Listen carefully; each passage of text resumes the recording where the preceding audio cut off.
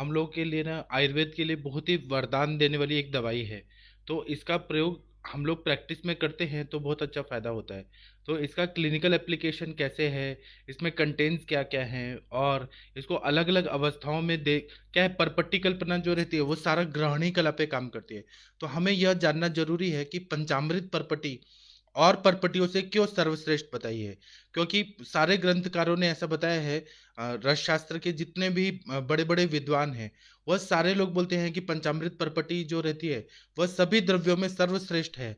इसका कार्य किस तरह से होता है वह हम लोग अभी एनालिसिस करेंगे, और उसके क्लिनिकल एक्सपीरियंसेस क्या है उसके बारे में हम लोग चर्चा करेंगे। तो पंचामृत परपटी के बारे में ऐसा बताया है कि ये पंचामृत पांच चीज इसमें क्या होती है।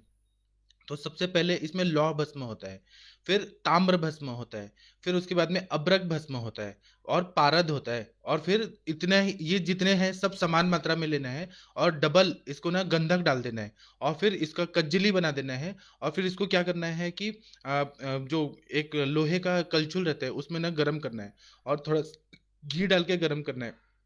उसके बाद में ये लिक्विफाई हो जाएगा घी के साथ।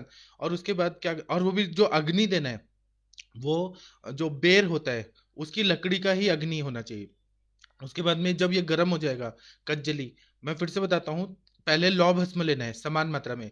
लौ भस्म लेना है, ताम्र भस्म लेना है, अब्रक भस्म लेना है, पारद लेना है, ये सब समान मात्रा में लेना है। और जितना ये लिया है उतना ही डबल मात्रा में गंधक लेना है, और फिर गंधक डाल के थोड़ा सा घी डाल के और फिर कलछुल में गर्म करना है। और उसके बाद में जो बदर होता है, मतलब बेर की लकड़ी को उसमें गर्म करना है। उसके बाद में दो केले के पत्ते लेने हैं और उसको साफ करके और सुखा कर और वहां पर घी लगा देना है। और उसके बाद में ये जो गरम गरम कज्जली टाइप बनेगा पंचामृत परपट्टी का, इसको ना पूरा तरह से तरल हो जाएगा पूरा, उबलता हुआ ही केले के पत्ते में डालना है जिसपे घी लगा हुआ है। और उसके बाद में एक केले के पत्ते के ऊपर दूसरा केले का पत्ता डाल देना है, और हाथ से या जो बेलन होता है जिससे हम रोटी बनाते हैं उससे पूरी तरह से ये कर देना है, जिस तरह से रोटी बनाते हैं उस तरह से गोल गोल घुमा देना है। तो उससे क्या होगा, फिर स्वांग शीतल जब हो जाएगा, जब हल्का ठंडा हो जाएगा, फिर देखेंगे केले का पत्ता उठाकर देखेंगे तो परपटी मिल जाएगा हमें। या परपटी को फिर डिब्बे में रख देना चाहिए हमें।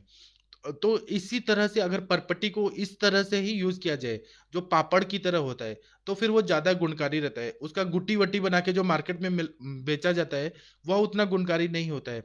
बहुत सारी कंपनियां जो रहती हैं वो ना इसी का गोली बना देती हैं, तो उतना अच्छा रिजल्ट नहीं आता है। जो परपटी, इसका नाम ही है परपटी, पापड़ जैसी जो रहती है, उसका उस तरह से प्रयोग होता है। अब इसमें जो जो घटक द्रव्य है उसके बारे में हम लोग एकदम विस्तार से चर्चा करेंगे। लेकिन मुझे यह बताना था कि जो नागपुर के आचार्य त्रिक्रम जी, विक्रम जी आचार्य जी थे, यादव जी, उन्होंने ना जो चरक संहिता का पूरा संकलन किया पूरे भारतवर्ष में। क्या हुआ था कि आजादी के बाद जब हमें भारत मिला, तो इतने सालों, 1000 सालों तक भारत देश गुलाम था।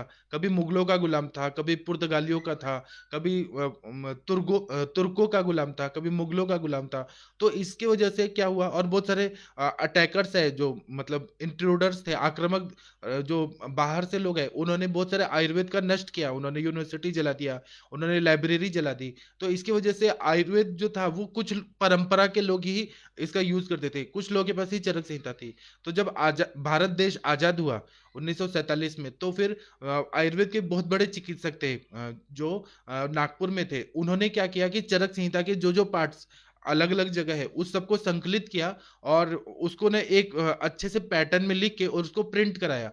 तो जो आज हम चरक संहिता पढ़ते हैं, अग्निवेश तंत्र रचित और चरक प्रति संस्कृत और दृढ़ बल संपूरित, और उसको फिर आचार्य त्रिक्रम जी आचार्य जी ने उसको अच्छे से संकलित करके हम लोग के सामने प्रस्तुत किया है। तो वही आचार्य जी आयुर्वेद के बहुत बड़े चिकित्सक थे।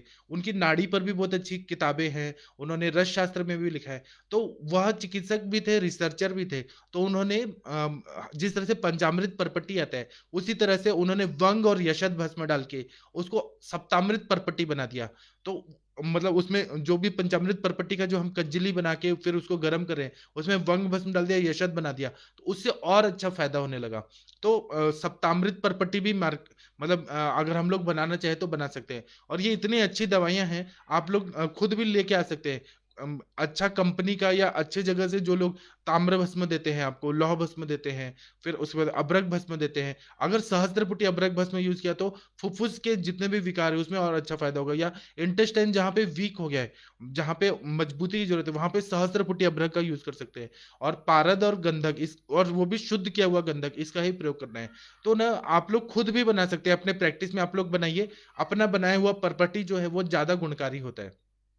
अब मैं इसके गुणधर्म बताता हूं। तो यह परपटी जो है यह संग्रहणी रोग की बहुत अच्छी दवाई है। जब ग्रहणी कला विकृत हो जाती है, या पित्त धरा कला चाहे मज्जा धरा कला, ग्रहणी कला जो रहती है वह ही पित्त धरा कला है, तो वह अगर विकृत हो जाती है तो वह आगे बढ़ बढ़ के संग्रहणी की अवस्था में आ जाती है, जिसमें क्या होता है कि डिओडिनम का भाग और स्मॉल इंटेस्टाइन का भाग पूरी तरह से विकृत हो जाता है। और वहां की जो ऊपर की जो लेयर रहती है, सब म्यूकोजल, सेरस और सब मुस्कुलैरिस, मस्कुलरिस लेयर जो रहता है वो ना पूरी तरह से विकृत हो जाते हैं। इंटेस्टाइन में विलाइज जो रहते हैं वो भी डैमेज हो जाते हैं, तो उसमें खाना पचता नहीं है, खाना ठहरता नहीं है ठीक से, वो आधा कच्चा आधा पक्का इस तरह से ढकेल दिया जाता है। तो उसकी वजह से क्या होता है, संग्रहणी का रोग होता है। वह पेशेंट को हर समय ना, जो भी वो मोशन में स्टूल पास करता है तो आव पड़ा हुआ रहता है, मतलब मैदा की तरह कुछ ना कुछ सफेद निकलता रहता है। उस पेशेंट को हर समय आईबीएस, इरिटेबल बॉयल सिंड्रोम, कुछ भी खा लिया तो उसको मोशन में जाना पड़ता है और शरीर कृश हो जाता है। तो ये जो क्रॉनिक जो संग्रहणी की अवस्था है, उसमें पंचामृत परपटी जो है वो सर्वश्रेष्ठ दवाई है। इसी के तुलना में हम लोग देखेंगे तो स्वर्ण परपटी भी है, ताम्र परपटी भी है, लौह परपटी भी है, कुटज परपटी भी है, रस परपटी भी है। सब परपटियां हैं, लेकिन पंचामृत परपटी का बहुत ज्यादा महत्व रहता है। अब एक हम लोग स्टेप बाय स्टेप देखते रहेंगे। तो पहले हम ये देखते हैं कि पंचामृत परपटी जो है वह अतिसार रोग में बहुत अच्छा काम करती है। जिसको क्रॉनिक लूज मोशन की प्रॉब्लम है, क्रॉनिक डायरिया की प्रॉब्लम है, उसमें पंचामृत परपटी देने से बहुत अच्छा फायदा होता है। किसी को पांडु रोग है, खून की कमी है बहुत ज्यादा, क्रॉनिक है एनीमिया, जैसे सिकल सेल एनीमिया है, बहुत क्रॉनिक है, उनका एचबी बढ़ता ही नहीं है, उसमें ये बहुत अच्छा काम करती है। फिर जिसको अरुचि है, खाना खाने का स्वाद ही नहीं आता है, क्योंकि पेट में अग्निमंद है, आम संचिति बहुत ज्यादा है, और ग्रहणी कला जो है वो एक दिन में नहीं, बहुत सालों से बहुत ही विकृत है, और वहां पे विषाणु भी है, और ग्रहणी कला और पूरा पक्वाशय जो है, जो श्लेष्मल कला है वो विकृत हो गई है और बहुत कमजोर हो गई है, इसलिए अन्न पचन नहीं हो रहा है। और क्रॉनिक एनोरेक्सिया, मतलब क्रॉनिक बहुत पुराना अरोचक की प्रॉब्लम है, तो उसमें पंचामृत परपटी को अगर तक्र के साथ दिया जाए तो बहुत अच्छा फायदा होता है। फिर दूसरा है मंदाग्नि।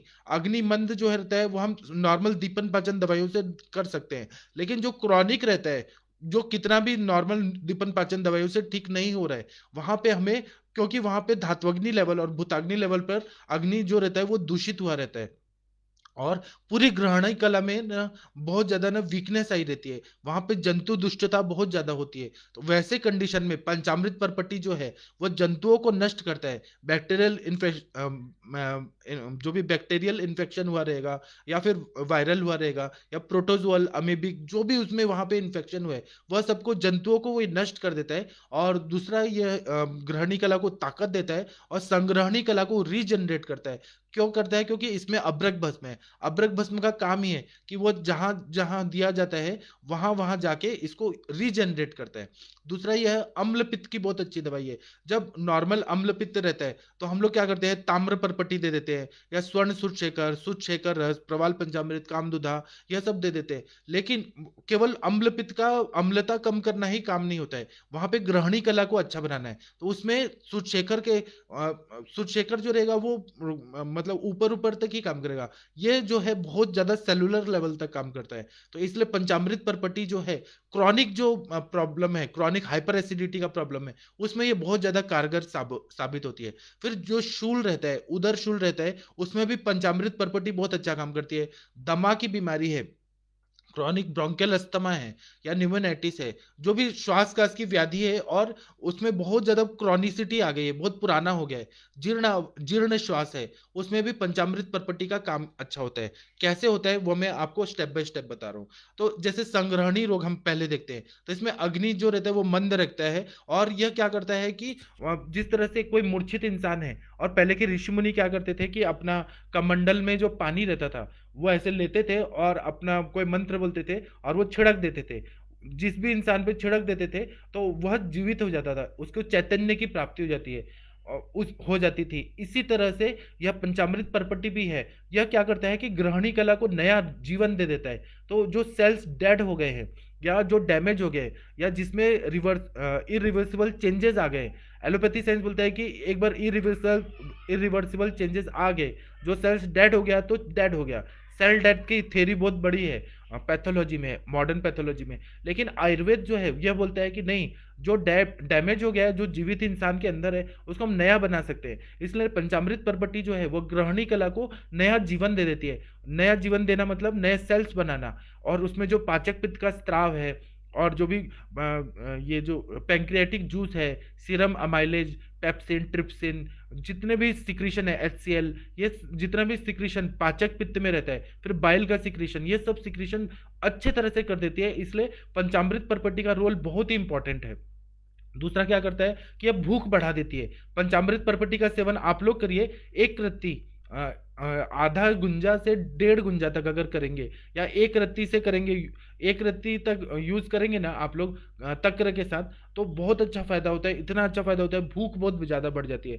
दूसरा ये क्या होता है कि जब पांडु रोग में क्या होता है, पांडु रोग में रक्ताणु जो रहते हैं, आरबीसीज, वो अच्छे नहीं बन रहे होते हैं। तो ऐसी कुछ दवाई चाहिए होती है जो रक्ताणुओं को जल्दी बनाए। हम लोग ताप्यादि लौ देते हैं, हम लोग नवायस लौ देते हैं, मंडूर भस्म देते हैं, लौ भस्म देते हैं, लेकिन केवल हमें वो टेम्पररी बढ़ाना नहीं है, हमें परमानेंट बढ़ाना है। उसके लिए हमें ग्रहणी कला अच्छा होना चाहिए। ग्रहणी कला जब तक अच्छा नहीं होगा तब तक पचन क्रिया नहीं होगा। आहार रस से ही वो रस धातु बनता है, रक्त धातु बनता है। हम लोग ताप्यादि लौ दे रहे हैं, फिर उसके बाद में नवायस लौ दे रहे हैं, या तो ऊपर से सप्लीमेंट की तरह से दवाई है, ठीक है, लेकिन हमारे आहार से ही अच्छा बनना चाहिए। तो इसलिए ना ग्रहणी कला अच्छा रहना चाहिए, वो स्ट्रांग रहना चाहिए। जितना ग्रहणी कला अच्छा रहेगा उसमें युवा मतलब हमारे सर ऐसा बताते हैं, जमदग्नि सर, कि क्या होता है ग्रहणी कला जैसे हम लोग की बाल्यावस्था रहती है, युवावस्था रहती है, फिर वृद्धावस्था होती है, उसी तरह से ग्रहणी की भी बाल्यावस्था होती है जब हम बालक रहते हैं, फिर उसके बाद में युवावस्था रहती है, और जब क्रॉनिक बीमारियां आ जाती है तो उसमें वार्धक्य के लक्षण आ जाते हैं। इसलिए ना वो वहां के जो सेल्स होते हैं वो घिस जाते हैं, वो अच्छे से स्त्राव नहीं कर पाते हैं, पाचन क्रिया अच्छी नहीं हो पाती है, और इसी की वजह से मलबद्धता रहती है, फिर पेट में अफारा रहता है, आधमन रहता है, गैस्ट्राइटिस होता है, peptic ulcer, duodenal ulcer, chronic Crohn's disease, ulcerative colitis, बहुत सारी बीमारियां हो जाती है आगे आगे बढ़ते बढ़ते। लेकिन अगर उसको नया बनाना है, युवावस्था में लाना है, तो जिस तरह से रसायन सेवन किया जाता है, तो ये पंचामृत पर्पटी जो है, पर्पटी कल्पना है, जितने भी है, यह एक रसायन है जो ग्रहणी कला को नया बनाती है, एकदम युवावस्था बना देती है, एकदम तारुण्य अवस्था ला देती है। इसलिए पंचामृत पर्पटी का प्रयोग करना चाहिए। जब पंचामृत पर्पटी का प्रयोग करेंगे, ग्रहणी कला अच्छा हो जाएगा, तो उसका अल्टीमेटली यह इफेक्ट होगा कि रक्ताणु जो है, आरबीसी, वो बहुत अच्छी तरह से यकृत में बनने लगेंगे। और इसमें पंचामृत पर्पटी में ताम्र भस्म है, लौह भस्म है। तो ताम्र भस्म जो रहता है ना, वो क्या करता है कि, और वो भी ताम्र ऐसा ही नहीं है, ताम्र पर्पटी के रूप में भी आ गया है।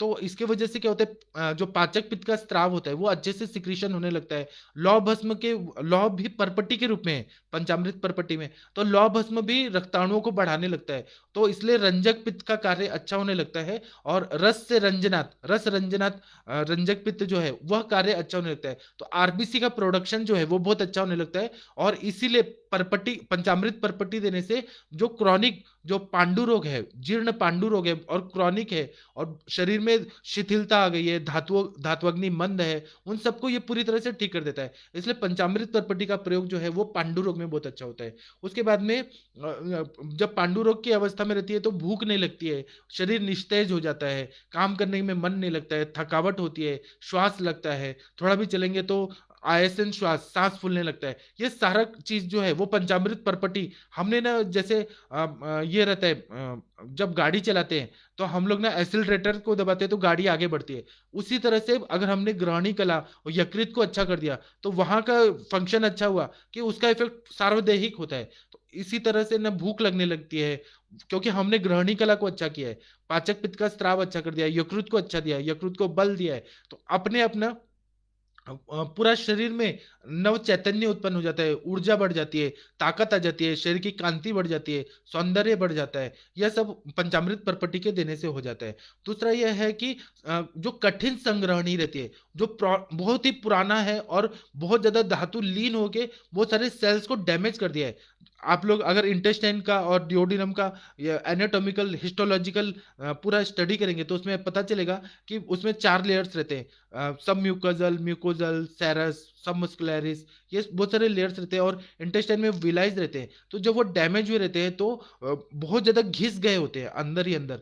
आप लोग पोस्टमार्टम में भी देखे होंगे कि बहुत ज्यादा मल संचिति रहती है और सेल्स ना जैसे जैसे उम्र बढ़ती है ना तो सेल्स डैमेज होते हैं। लेकिन पंचामृत पर्पटी का सेवन अगर कराया जाए तो ये सारे विलाइज नए बन जाते हैं और पूरे जो लेयर्स रहते हैं, मस्कुलरिस लेयर, सेरस लेयर, सारे लेयर्स बहुत स्ट्रांग हो जाते हैं और उनका कार्य भी बहुत अच्छा हो जाता है। इसलिए ना मट्ठा के साथ में या दूध के साथ अगर पंचामृत परपटी दिया जाए, जो तक्र होता है ना, तक्रम लघु कषाय अम्लम, वो गृहिणी के लिए सर्वश्रेष्ठ दवाई है और वह अमृत के समान है मनुष्यों के लिए। उसका पीएच लेवल जो रहता है वह हमारे जो पेट का पाचक पित्त है उसके उसको ना एनहांस करता है, उसको अच्छा बनाता है। इसलिए तक्र के साथ ही पंचामृत परपटी या दूध के साथ ही देना चाहिए और वो भी गाय का दूध होना चाहिए।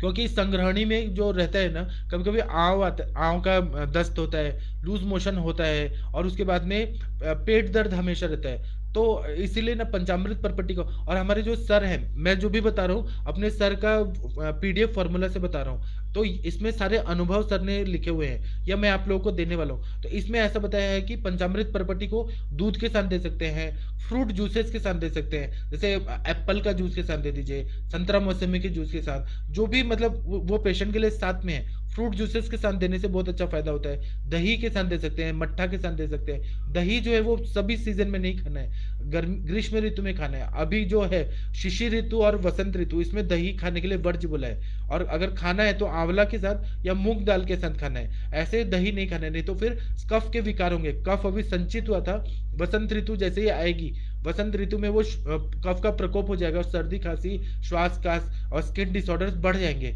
तो इसीलिए ना दही अभी नहीं देना है। दही से ज्यादा प्रेफरेबल रहेगा मट्ठा के साथ दीजिए या दूध के साथ या फ्रूट जूसेस के साथ पंचामृत परपटी का प्रयोग किया जा सकता है। अब पंचामृत परपटी जो है अन्य परपटियों से सर्वश्रेष्ठ क्यों है? तो क्या होता है कि जब यकृत का कार्य अच्छा नहीं हो रहा होता है तो ताम्र परपटी दिया जाता है। लेकिन ताम्र परपटी का एक ऐसा लिमिटेशन है कि वो ताम्र परपटी केवल यकृत का कार्य अच्छा कर देता है। लेकिन पंचामृत परपटी जो है इसका कार्य जो रहता है, अब इसका जो भी घटक द्रव्य है, लौह मतलब लौह भस्म है, फिर उसके बाद में ताम्र भस्म है, अभ्रक भस्म है, पारद है और गंधक है। तो इनका जो एसिमिलेशन जो होता है, एब्सॉर्प्शन होता है, आप लोगों ने देखा होगा कि मॉडर्न फार्माकोलॉजी के बुक्स में आप लोगों ने देखा होगा कि कॉम्बिफ्लेम हम लेते हैं तो उसका एसिमिलेशन एब्सॉर्प्शन कहाँ होता है? सभी ड्रग्स का अलग अलग होता है, कोई लीवर में होता है, कोई इंटेस्टाइन में होता है, कोई स्टमक में होता है। डिसइंटीग्रेट होके एब्सॉर्प्शन होना बहुत जरूरी होता है। तो पंचामृत परपटी का जो एब्सॉर्प्शन एसिमिलेशन जो होता है वह ग्रहणी कला में होता है, कुछ भाग, कुछ लघ्वंत्र में होता है, मतलब स्मॉल इंटेस्टाइन में होता है, कुछ उंडुक में होता है, सिक्कम में होता है। तो इसका व्याप्ति देखिए इतना तब जाके और होता है। तो इसीलिए ना जहां जहां जो जो अवयव में जाएगा, जहां जहां एब्जॉर्ब होगा, वहां पे इसको वो बल बढ़ा देता है। जैसे सिक्कम में होगा, उंडुक जो होता है लार्ज इंटेस्टाइन का स्टार्टिंग पॉइंट, वहां पे होगा तो सिक्कम का एरिया अच्छा कर देगा। तो उसका इफेक्ट ये होगा कि जो असेंडिंग कोलोन है, ट्रांसवर्स कोलोन है, डिसेंडिंग कोलोन है, सिगमेंट कोलोन है, रेक्टम है, उसकी क्रियाओं को अच्छा कर देता है। तो सार किट विभाजन अच्छा कर देगा, पानी का एब्सॉर्प्शन होना, इलेक्ट्रोलाइट्स का एब्सॉर्प्शन करना, वह एकदम अच्छा कर देता है। तो पक्वाशय को भी ये बल देता है। पक्वाशय को बल देगा तो पुरुष धरा कला अच्छा होगा, पुरुष धरा कला अच्छा होगा तो अस्थि धरा कला अच्छा होगा। इसका इफेक्ट अल्टीमेटली बोन्स पे भी पड़ता है। इसलिए पंचामृत परपटी जो है वह पूरे सिस्टम को अच्छा करता है। दूसरा, और यह मेन जीआईटी ट्रैक्ट पे ही काम करने वाली दवाई है। जीआईटी ट्रैक्ट अगर अच्छा रहा तो हमारा पूरा सिस्टम स्ट्रांग रहेगा। फिर उसके बाद में लघ्वंत्र में रहता है तो वहां पर मतलब ग्रहणी कला वगैरह में काम करता है। तो अम्ल अवस्था पाक जो है, द्वितीय अवस्था पाक, उसको अच्छा कर देता है, स्ट्रांग कर देता है। तो फिर अच्छा रस धातु बनता है। अच्छा रस धातु बनेगा, वो मेसेंट्रिक आर्टरी से पोर्टल वेन में जाएगा, फिर लीवर में जाके डिटॉक्सिफाई होके हार्ट में पंप होगा, हार्ट में पंप होके पूरी बॉडी में फैल जाएगा। तो ये जो सर्कुलेशन है, पोर्टल पोर्टल सर्कुलेशन जो है वो अच्छा कर देता है। और वहाँ के जो आर्टरीज, वेन्स, इन सबको भी बल देता है। इसीलिए ना इसका इफ़ेक्ट जो रहता है पूरा सिस्टम को करता है। और दूसरा ये बात है कि इसमें ना अभी जो-जो घटक द्रव्य है उसका प्रयोग हम देखते हैं। तो ताम्रभस्म है वह यकृत पे बहुत अच्छा काम करता है। लीवर का फंक्शन अच्छा कर देता है, स्ट्रॉन्ग कर देता है। मतलब पित्त का स्त्राव को अच्छा कर देगा। फिर लीवर में डिटॉक्सिफिकेशन करने की जो प्रोसेस होती है, उसको ये स्ट्रॉन्ग कर देता है। तो लीवर ना डिटॉक्सिफाई अच्छे से कर पाता है। फिर लीवर जो है रंजक पित्त को अच्छा से सिक्रीट करता है। तो रस धातु और रक्ताणु इसकी वृद्धि बहुत अच्छे से हो जाती है। दूसरा है कि इसमें कज्जली है। तो कज्जली और लौह भस्म ये क्या करता है कि पूरा अवयव को ताकत देता है, रक्ताणुओं को बढ़ाता है, रक्त को अच्छा बनाता है, उसका ये काम हो गया। और फिर कज्जली जो है ना वो जीवाणु नाशक रहता है। मतलब जहां भी जो इन्फेक्शन है, कोई भी बैक्टीरियल, प्रोटोजोअल, एमीबिक जो भी है इन्फेक्शन, उसको ये ठीक कर देगा, पूरे अच्छी तरह से ठीक कर देगा। और जो डैमेज सेल्स है उनको भी ये नया बनाता है। इसलिए कज्जली और योगवाही भी है, तो इसलिए उसका फायदा होता है। फिर इसमें अबरक भस्म है। अबरक भस्म का जो काम रहता है ना, वो इंटेस्टाइनल वॉल्स जो वीक हो गई है उनको नया बनाना, रीजनरेट करना। फिर फुफ्फुस में भी होता है, तो फुफ्फुस को भी अच्छा करता है। तो श्वास, कास, यह सबको ठीक कर देता है। फुफ्फुस में जो पैरेनकाइमल लेयर्स है वो डैमेज हो गए, सेलुलर लेवल पर देखिए तो वहां भी नया बना देता है। तो अब अल्टीमेटली ये होता है कि फुफ्फुस को भी स्ट्रांग कर रहा है, ग्रहणी कला को भी अच्छा कर रहा है, लघ्वंत्र को भी अच्छा कर रहा है, उंडुक को भी अच्छा कर रहा है। इस तरह से ये सारा जीआईटी ट्रैक्ट और रेस्पिरेटरी सिस्टम इसको ये स्ट्रांग कर रहा है। इसका इफेक्ट किडनीज पे भी होता है। जब पंचामृत परपटी यकृत को अच्छा करेगा, तो यकृत अच्छा होगा तो इसका इफेक्ट अच्छा ब्लड बनेगा। अच्छा ब्लड बनेगा तो जो किडनीज है, जो किडनीज में नेफ्रॉन्स रहते हैं, बोमेन कैप्सूल, आप लोगों ने सब किडनी का हिस्टोलॉजिकल सब पूरा पढ़ा है, एनाटॉमी सब पढ़ा है, फिजियोलॉजी पढ़ा है। तो इसका इफेक्ट किडनीज पे होता है। तो किडनीज जो रहती है वो अच्छी तरह से क्लेद को निकालती हैं। मूत्र का जो ये है, मूत्र को छान के निकलना, मतलब फिल्टर होके निकलना, वह प्रक्रिया अच्छी हो जाती है। तो किडनीज को भी अच्छा करता है। बहुत सारे acute renal failure, chronic renal failure में भी जहां पर ग्रहणी कला दूषित है, उसमें हमारे गुरुजी बताते हैं कि पंचामृत परपटी देने से, क्योंकि संप्राप्ति वहां है, उसका मैनिफेस्टेशन किडनी फेलियर पे है। तो इसलिए जहां सीरम यूरिया क्रिएटिनिन बढ़ा हुआ है, तो पंचा और वो भी क्यों, क्योंकि कफज ग्रहणी है या पित्तज ग्रहणी है या वातज ग्रहणी है, उसके वजह से लीवर पे इफेक्ट है। तो इसी लीवर पे और किडनीज पे इफेक्ट है। इसलिए ना वहां पर किडनी फेलियर के पेशेंट को हम ग्रहणी का चिकित्सा करते हैं, तो उसका इफेक्ट तुरंत ही किडनीज जो रहते हैं, नेफ्रॉन्स अच्छे बन जाते हैं, और नेफ्रॉन जो डैमेज हो रहे होते हैं वो ठीक हो जाते हैं। इसलिए इसका प्रयोग इस अवस्था के हिसाब से युक्तिपूर्वक करना चाहिए। फिर क्या होता है कि पित्त जन्य विकार होते हैं, जैसे अम्ल पित्त हो गया, तो उसमें ताम्र परपटी काम करता है। लेकिन ताम्र परपटी जो रहता है ना, वह एक लिमिट तक काम करता है। लेकिन पंचामृत परपटी जो है वो पित्त का सिक्रेटरी सेल्स जो रहते हैं, जहां से पित्त का सिक्रीशन हो रहा है, उसको ये स्ट्रॉन्ग कर देता है, ग्लैंड्स को अच्छा कर देता है। जब ग्लैंड्स को ताकत मिल जाएगी, रीजनरेट हो जाएंगे, तो अम्ल पित्त बनेगा ही नहीं, और फिर इस तरह से बहुत ज्यादा फायदा होगा। और दूसरा क्या है, ताम्रभस्म का एक साइड इफेक्ट होता है। ताम्रभस्म जो रहता है वो वामक रहता है। अगर आपने ताम्रभस्म ज्यादा मात्रा में दे दिया ना, तो सभी लोगों को सूट करेगा ऐसा नहीं है। ताम्रभस्म लेने से ना वॉमिटिंग आता है या नौशिया फीलिंग होती है। और ताम्रभस्म उतना सूक्ष्म नहीं रहता जितना पंचामृत परपटी सूक्ष्म रहता है। वह जल्दी एब्सॉर्ब भी होता है, और इसका गुण जो रहता है विकासी रहता है, और सूक्ष्म लेवल तक ये काम करता है। इसलिए ना पंचामृत परपटी को ज्यादा इफेक्टिव माना जाता है। पित्त के विकारों में हम ताम्र परपटी या फिर हम ताम्र भस्म का यूज करते हैं यकृत के विकारों में, या सुचेकर रस का प्रयोग करते हैं। लेकिन पंचामृत परपटी दिया जाए तो अम्ल पित्त जो क्रॉनिक है वो ज्यादा अच्छा करेगा। क्यों? क्योंकि ग्लैंड्स को ये ताकत देता है। दूसरा, चीरकालीन संग्रहणी में अच्छा काम करेगा, अतिसार में अच्छा काम करेगा, अम्ल पित्तादि जो रोग है उसमें ये अच्छा काम करता है। अतिसार की बीमारी रहती है जिसमें अग्निमांद्य रहता है, और जो खाया पिया है वो पचता नहीं है, और लिक्विफाई होके वो निकलते रहता है इन्फेक्शन की वजह से। तो उसकी वजह से बार बार लूज मोशन कंटिन्यू रह रहा है, पुराना क्रॉनिक डायरिया हुआ है। उसकी वजह से क्या होता है कि जो इंटेस्टाइन के वॉल्स होते हैं वो पूरी तरह से छिल जाते हैं या डैमेज हो, घिस जाते हैं। तो उसमें पंचामृत परपटी देने से यह क्या करेगा कि वो कला को अच्छा कर देता है। जब श्लेष्मल कला अच्छी हो जाएगी, उसका इफेक्ट यह होगा कि अतिसार बंद हो जाएगा, अग्नि बढ़ जाएगा, भूख लगने लगेगा, खाना पीना पचने लगेगा, उसके बाद में सार किट विभाजन अच्छे से होने लगेगा।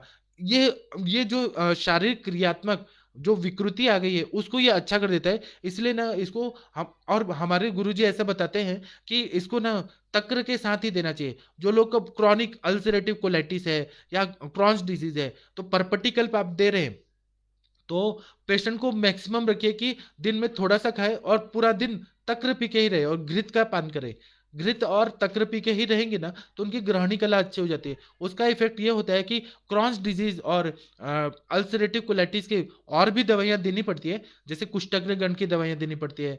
फिर उसके बाद में उसमें पक्वाशयगत वात की चिकित्सा देनी पड़ती है, और जो जो सिम्टम रहते हैं प्रवाहिका की चिकित्सा देनी पड़ती है। लेकिन हमें यहाँ पे मैं पंचामृत परपटी का रोल बता रहा हूँ कि ये नया बनाता है। मेरे पास अल्सरेटिव कोलाइटिस के पेशेंट आए, उनको 9 महीने में पूरी तरह से अल्सरेशन जो हुआ था वो पूरी तरह से ठीक हो गया। उनको मैंने तक्र पे ही रखा कि आप मैक्सिमम पूरा दिन में 2 से 3 लीटर तक्र पी के रहना है आपको, और पंचामृत परपटी मैंने उनको दिया। ऐसे एक्सपेरिमेंट किया कि केवल पंचामृत परपटी देके ही मुझे उनको ठीक करना है, ऐसे मैंने दिया। और बाद में कोलोनोस्कोपी करके चेक कराया, तो सच में आप लोग विश्वास नहीं करेंगे, उनका पूरा कोलोन जो था वो पूरा अच्छे तरह से नया बन गया था। डॉक्टर जो बड़े बड़े गैस्ट्रोएंटरोलॉजिस्ट थे वो लोग भी विश्वास नहीं कर रहे थे कि ये ठीक कैसे हो गया, क्योंकि एलोपैथी साइंस में इरिवर्सिबल चेंजेस आते हैं। एक बार वो डैमेज हो गया तो कोई इलाज नहीं है।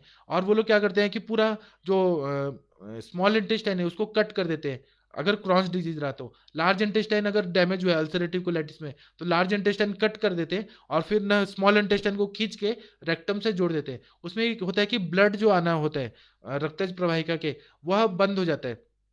और उसमें क्या होता है, हरीनेस और अर्जेंसी, ऐसे मतलब बार बार मोशन जाना पड़ता है पेशेंट को अल्सरेटिव कोलाइटिस में। और दूसरा क्या होता है कि बार बार खून का लैट्रिन होता है और पेशेंट को पेट दर्द बहुत ज्यादा हो रहा होता है। तो जब ऑपरेशन करके लार्ज इंटेस्टाइन कट कर देते हैं तो ये हो जाता है कि पेशेंट का लूज मोशन तो नहीं रुकेगा, क्योंकि लार्ज इंटेस्टाइन नहीं है तो वाटर एब्सॉर्प्शन नहीं होगा, लेकिन खून आना बंद हो जाएगा। और पेशेंट को जिंदगी भर मिसाकोल और स्टेरॉइड वाइसोलिन प्रेडनिसोलोन खा के जिंदगी भर रहना पड़ता है। और स्टेरॉइड का साइड इफेक्ट होता है, इम्यूनोसप्रेसेंट जितना होगा उतना बोन डेंसिटी खराब होगा, बोन डेंसिटी पे इफेक्ट आएगा, सब जगह पे इफेक्ट आता है। इम्यून इम्यून सिस्टम को पूरी तरह से सप्रेस कर देता है।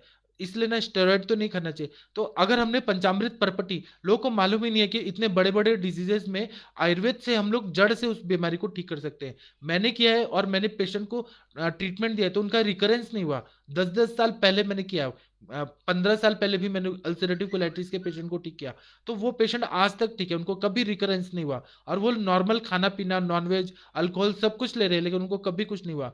तो यह सारा काम पंचामृत परपटी से मैंने खुद किया है, इसलिए मैं आप लोगों को भी मोटिवेट कर रहा हूँ कि आप लोग भी पंचामृत परपटी खुद बना के और खुद दीजिए, पेशेंट लोग को बहुत ज्यादा फायदा होगा। फिर उसके बाद में पुराना अतिसार जो होता है, जो क्रॉनिक लूज मोशन रहते हैं जिसमें जंतु संसर्ग हुआ रहता है और विष बहुत ज्यादा रहता है, टॉक्सिन्स खाए रहते हैं, गर विष या आम विष या फिर दूषी विष, इसकी वजह से ना लूज मोशन होते रहते हैं। तो इसमें यह एकदम चमत्कारी दवाई है पंचामृत परपटी देने से, क्योंकि इसमें ताम्र भस्म है, अभ्रक भस्म है। यह क्या करता है कि पूरी तरह से सारा नष्ट कर देता है, जो भी विष है, जंतु है, उनको नष्ट कर देता है। तो इसलिए इसका प्रयोग बहुत अच्छा होता है। दूसरा यह है कि जो पुराना अतिसार होता है उसमें स्वर्ण परपटी भी दिया जाता है और पंचामृत परपटी भी दिया जाता है। लेकिन स्वर्ण परपटी जो रहता है जो प्योर गोल्ड से होता है, स्वर्ण परपटी का ना एक लिमिट तक काम होता है। अब स्वर्ण परपटी का कार्य और पंचामृत परपटी का कार्य, इनमें डिफरेंस देखते हैं, कंपैरेटिव स्टडी करते हैं। तो स्वर्ण परपटी जो है ना उसको देने का कंडीशन क्या है कि जो क्रॉनिक लूज मोशन हो रहा है, पुराना अतिसार है या कोलाइटिस का प्रॉब्लम है, संग्रहणी है, उसमें हम लोग जब देते हैं तो उसके कंडीशंस है कि जिसको डिप्रेशन है उसको नहीं देना है। फिर यह क्या करता है कि जंतुओं को मारेगा, उतना मारेगा, लेकिन ये उतना बल नहीं देगा। वहां पे जहां मानसिक अवसाद भी है, या पित्त धरा कला चाहे मज्जा धरा कला, जब मज्जा धरा कला पे इफेक्ट आएगा तो उसका इफेक्ट ग्रहणी पे होता है, ग्रहणी पे इफेक्ट आएगा तो मज्जा धरा कला पे आता है। जितना चिंता तति चिंतना, ज्यादा चिंता करने से रस दुष्टि होती है, ऐसा बताया है। तो जितना स्ट्रेस में रहेगा पेशेंट, शोक में रहेगा, क्रोध में रहेगा, द्वेष में, ईर्ष्या में, भय में, ये जो भी मानसिक कारण होते हैं उसका इफेक्ट यहाँ पर होता है। और उसकी वजह से एक तरह से विष तैयार होते हैं, बहुत सारे ना ऐसे केमिकल्स तैयार होते हैं जो ग्रहणी कला को डैमेज कर रहे होते हैं।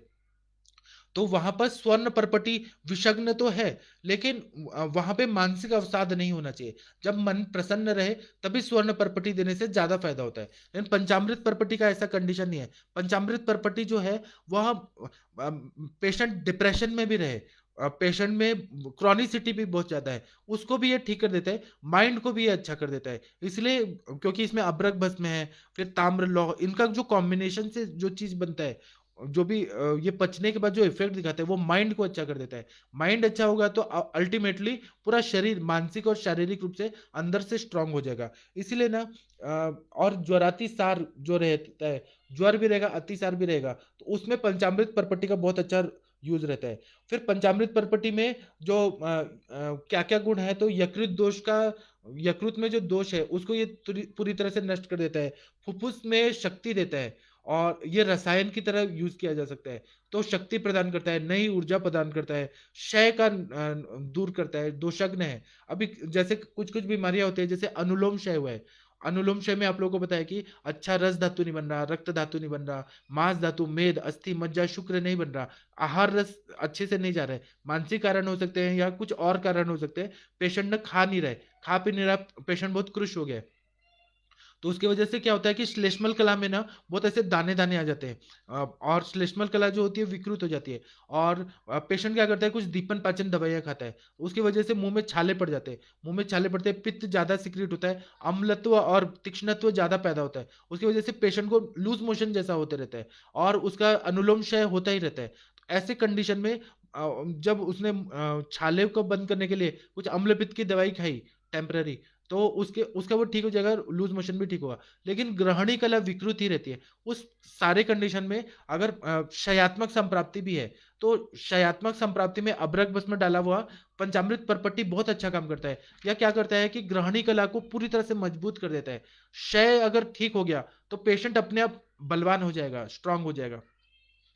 तो इसलिए इस तरह से ये काम करता है। दूसरा है कि जब मुंह में छाले पड़ रहे हैं, फिर उसमें ना लार बह रहे हैं, और जलन सहित दस्त हो रहे हैं, लूज मोशन हो रहे हैं, पित्तज ग्रहणी के कंडीशन है, उसमें अगर मक्खन के साथ अगर दिया जाए और तक्र के साथ या गुलकंद और आंवला के मुरब्बा के साथ अगर पंचामृत परपटी का प्रयोग किया जाए, तो यह ना दस्त कम आने लगता है, लूज मोशन कंट्रोल हो जाता है, और ग्रहणी कला मजबूत हो जाती है।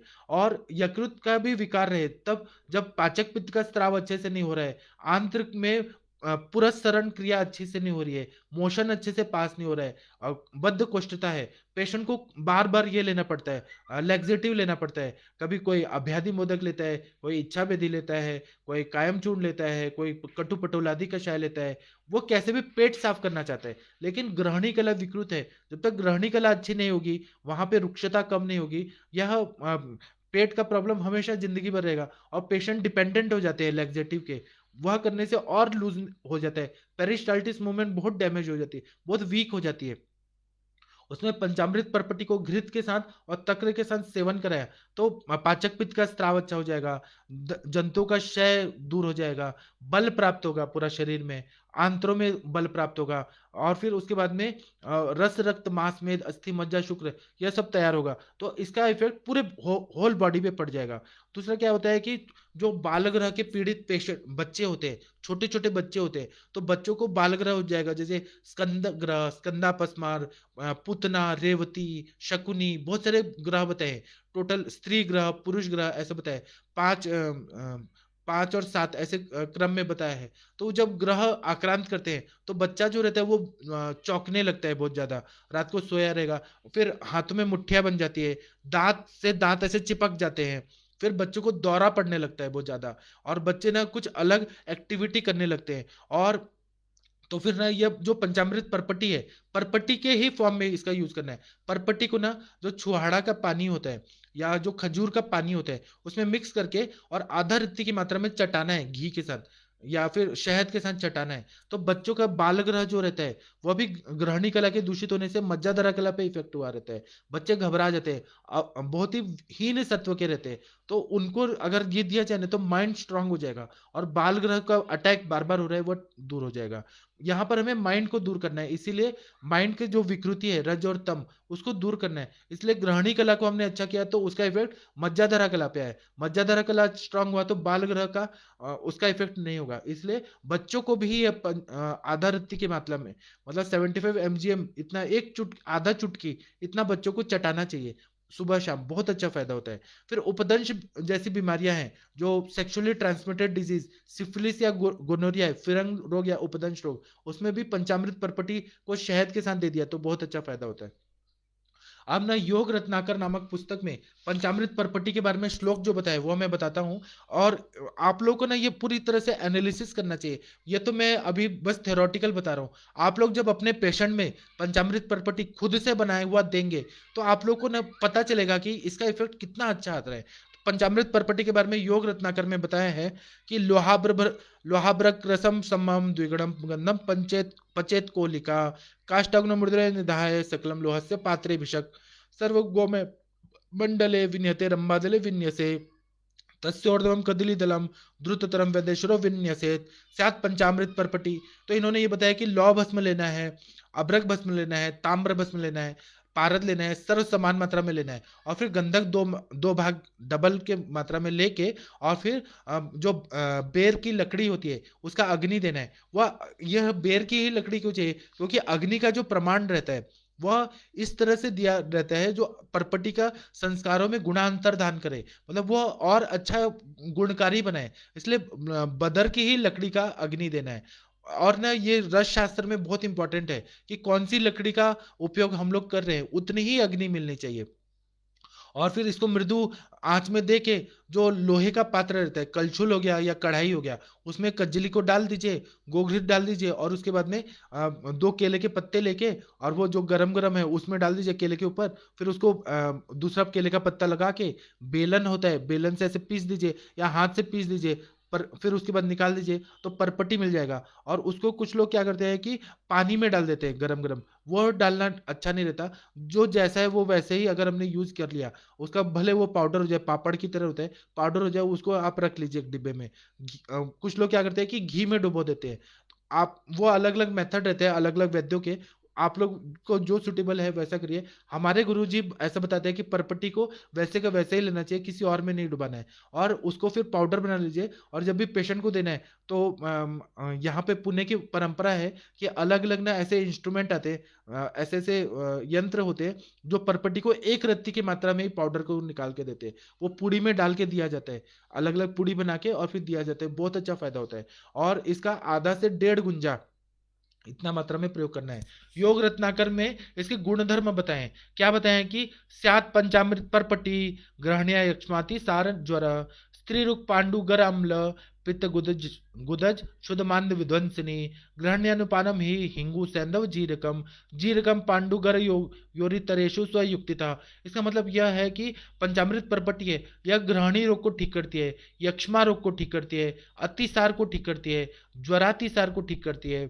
फिर स्त्रियों के बहुत सारे प्रॉब्लम्स रहते हैं, स्त्रियों के बीमारियों में ठीक करती है, उदर शूल में काम करती है, उसके बाद में पांडु रोग में करती है, गर्भ विष में करती है, अम्ल पित्त में करती है, गुदा के जितने रोग रहते हैं जैसे भगंदर हो गया, परिकर्तिका हो गया, पाइलोनिडल साइनस हो गया, फिर अर्श रोग हो गया। अर्श रोग में भी अग्निमांद्य और मल संचिति की वजह से अर्श रोग होता है। तो यह मतलब अर्श रोग तक इसका काम रहता है। फिर शुदा मांद्य, जब भूख नहीं लगना है, उसको भी ये ठीक कर देती है। फिर ग्रहणम अनुपानम ही, इसका अनुपान है तो तक्र के साथ हिंगू डालिए, जीरा डालिए और सेंधा नमक, हिंगू जीरा और सेंधा नमक यह डाल के अगर देते हैं तो ये पूरी तरह से ठीक कर देती है। पांडु रोगी में बहुत अच्छा काम करती है। गर्भ विष का अगर सेवन हो गया है शरीर में, उसको ये ठीक कर देती है। और युक्ति के हिसाब से योग रत्नाकर जिन्होंने लिखा है, वो आचार्य ने बोला है कि आप अपनी युक्ति से इसको अलग अलग अनुपान से आप लोग दे सकते हैं, बहुत अच्छा फायदा होता है। तो यह मध्यम कोष्ठ का जो पचनेंद्रिय है उसको ये बहुत ज्यादा शक्ति प्रदान करती है। उसके बाद में दोषों का नाश करती है, जंतु का नाश करती है। इसलिए पंचामृत परपटी है सारे परपटी कल्पों में सर्वश्रेष्ठ बताया है। और इसका जो एसिमिलेशन होता होता है वो उंडुक में होता है, कुछ पक्वाशय में होता है, मतलब लघ्वांतर में होता है, कुछ ग्रहणी कला में होता है, कुछ यकृत में होता है। तो अलग अलग जगह पे ये एब्सॉर्ब होती है और फिर इसका ना एसिमिलेशन होता है और वैसे वैसे काम होता है। ताम्र भस्म जो रहता है वो यकृत में जाकर यकृत का कार्य को अच्छा कर देती है। पक्वाशय में लौह का काम होता है। लौह भस्म जो है वो स्तंभक है और शक्तिदायक है। तो वहाँ लौह भस्म का डिसइंटीग्रेशन और एसिमिलेशन वहां पर होता है। उसके बाद में ग्रहण में पारद और गंधक की कज्जली है। तो वह क्या करता है कि निर्जंतुकीकरण करती है। मतलब वहां पे जो भी इन्फेक्शन है, बैक्टीरियल या प्रोटोजोअल, एमीबियासिस वाला, वो सारे निर्जंतुकीकरण करता है। अभ्रक का कार्य होता है श्वासवास स्रोतस को करता है, एरोलाइज और ब्रोंकियल्स को अच्छा करता है, धातु परिपोषण क्रम को अच्छा कर देता है, मन पे भी अभ्रक का कार्य होता है, माइंड को भी स्ट्रांग कर देता है। इसलिए ना पंचामृत पर्पटी को, जो भी साइकोसोमेटिक डिजीज है और वो भी ग्रहणी कला से रिलेटेड है, उस पर ये बहुत अच्छा काम करता है। और यह सीकम में भी काम करती है, पक्वाशय को अच्छा करती है, ग्रहणी को अच्छा करती है, यकृत को अच्छा करती है, श्वसनेंद्रिय को अच्छा करती है, श्वसन केंद्रों को अच्छा करती है, मनोदेश को करती है। ये इस तरह से ये सारे एरिया को ये कवर करती है। और दूसरा है कि जो दूसरे परपटी कल्प है, जैसे स्वर्ण परपटी है, फिर उसके बाद में लौह परपटी है, कुटज परपटी है, रस परपटी है, उसको पित्त वाले पेशेंट में नहीं दिया जाता है। केवल पित्त वाले जो अम्ल पित्त के पेशेंट है उसमें ताम्र परपटी ही अलाउड है। लेकिन ताम्र परपटी से भी ज्यादा स्ट्रांग पंचामृत परपटी है, जो अम्ल पित्त के रोगियों को भी दिया जाता है। और दूसरा क्या है कि ताम्र की वजह से क्या होता है कि पित्त का जो सिक्रीशन है वो अच्छे से होने लगता है। पित्त के मार्ग में कोई रुकावट है, जैसे सेंट्रल बिलियरी डक्ट है, उसमें अगर कोई रुकावट है, या फिर गॉल ब्लैडर स्टोन के वजह से, या ऑब्स्ट्रक्शन हो गया है, कामला जैसा रोग है, ऑब्स्ट्रक्शन हो गया है, तो उसमें ना पित्त का योग्य विसर्जन नहीं हो पाता है, तो ताम्र परपटी या ताम्र भस्म देने से वो ठीक कर दिया जाता है। त्रिविक्रम रस, ताम्र भस्म, ताम्र परपटी देने से ठीक होता है। लेकिन पंचामृत परपटी दे दिया जाए ना, तो सीबीडी जो रहता है, सेंट्रल बिलियरी डक्ट, उसका पूरा ऑब्स्ट्रक्शन को ये ठीक कर देता है, बल देता है, और इस तरह से उसका काम होता है। और पंचामृत परपटी का कार्य जो है पुराना से पुराना संग्रहणी रोग में होता है। अम्ल पित्त से उत्पन्न हुआ अम्ल पित्त है, और उसके वजह से एंटासिड वगैरह खाया गया है, डोमपेरिडोन या प्रोटोन पंप इनहिबिटर दवाइयां जो खाई जाती है, पेंटाप्रेजोल, बहुत सारे ऐसे दवाइयां खाई जाती है जो बहुत कंटिन्यू बहुत सालों से ली जाती है अम्ल पित्त के लिए, एंटासिड वगैरह। तो उसमें ना पंचामृत परपटी जो है वह क्या करती है कि वो एंटासिड लेने की जरूरत ही नहीं है। और ज्यादा अम्ल पित्त क्रॉनिक रहा तो उसकी वजह से सर्वांग दाह होने लगता है, फिर उसके बाद में ग्रहणी कला डैमेज होने लगती है। तो यह क्या करता है, और उसकी वजह से अतिसार की बीमारियां भी लग जाती है। ऊपर से हम पित्त को सप्रेस कर रहे हैं एंटासिड एलोपैथी की दवाई लेके, लेकिन पेशेंट को बार बार लूज मोशन होने लगते हैं। तो इसमें पंचामृत परपटी को तक्र के साथ या दूध के साथ या फ्रूट जूस के साथ दिया तो बहुत अच्छा फायदा होता है। क्षयजन्य अतिसार होता है उसमें भी बहुत अच्छा काम करता है। पुराना जो क्रॉनिक जो संग्रहणी का विकार है उसमें भी पंचामृत परपटी का बहुत अच्छा काम होता है। स्वर्ण परपटी और पंचामृत परपटी का मैंने यह बता दिया कि जब माइंड भी डिफेक्टिव है, माइंड भी बहुत ज्यादा डिप्रेशन में है, तो स्वर्ण परपटी अच्छा काम करता है। स्वर्ण परपटी नहीं दिया जा सकता, लेकिन पंचामृत परपटी मनोव्याघातु है, बहुत ज्यादा डिप्रेशन है, एंग्जाइटी है, उसमें पंचामृत परपटी भी बहुत अच्छा काम करता है। तो इसीलिए इंटेस्टाइन में, यकृत में और फुफ्फुस में पंचामृत प्रॉपर्टी का कार्य बहुत अच्छा होता है। फिर अनुलोम शय में मैंने बता दिया कि अनुलोम शय में इसका अच्छा काम होता है। जब पित्त का स्त्राव अच्छा नहीं हो रहा होता है तो एलोपैथी के डॉक्टर क्या करते हैं कि ऐसे द्रव्य देते हैं, जैसे ये कॉड लिवर ऑयल देते हैं जब लीवर का काम अच्छा नहीं होता है, कॉड लिवर ऑयल देते हैं, या फिर मछली का पित्त देते हैं, या फिर गाय का पित्त देते हैं। ये एक्सटर्नली वो पित्त देते हैं, वो टैबलेट फॉर्म में रहता है, बहुत सारा एलोपैथी में ऐसा रहता है। लेकिन पंचामृत प्रॉपर्टी जो है वह अगर दे दिया जाए ना तो हमें एक्सटर्नल पित्त देने की जरूरत ही नहीं है, वो पित्त का स्त्राव ही अच्छा कर देता है, मार्गावरोध जन्य संप्राप्ति उसको ठीक कर देता है, आम का पचन करता है, दीपन पाचन भी है, ग्रहणी कला को भी अच्छा कर देता है। तो पित्त धातु है उसको ना, पित्त दोष जो है उसको ना प्रकृति में ला देता है। इस तरह से यह बहुत अच्छा काम करता है। आप लोग भी अपने प्रैक्टिस में इसका प्रयोग करिए और मुझे भी बताइएगा कि पंचामृत प्रॉपर्टी का प्रयोग आप लोगों ने किया तो क्या क्या उसका अच्छा रिजल्ट आया। अब मैं आप लोगों से नमस्ते कर देता हूँ। प्रमोद कुमार जी प्रणाम आपको। अभिषेक मिश्रा जी आप बता रहे हैं परपटी कल्प के प्रैक्टिकल यूज का कोई डिटेल एक्सपीरियंस शेयर करें। तो अभिषेक मिश्रा जी क्या होता है कि हम लोग ना प्रैक्टिस में पंचामृत पर्पटी का प्रयोग कर रहे हैं। मैं 19 ईयर से कर रहा हूँ, तो मुझे इसका बहुत अच्छा रिजल्ट आया है।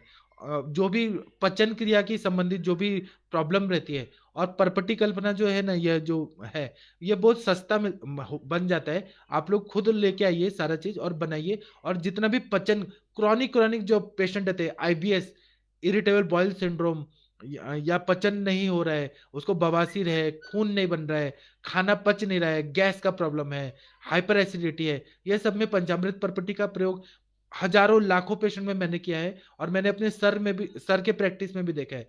सर प्रैक्टिस में इसका यूज करते हैं, बहुत अच्छा रिजल्ट मिलता है। आप भी करिए तो बहुत अच्छा फायदा होगा। अगर आपको प्रैक्टिकल सीखना है तो आपको मेरे क्लिनिक में आना पड़ेगा और मेरे पेशेंट से बात करना पड़ेगा, तो वो ज्यादा अच्छे से प्रैक्टिकल आपको सीखने को मिल सकता है।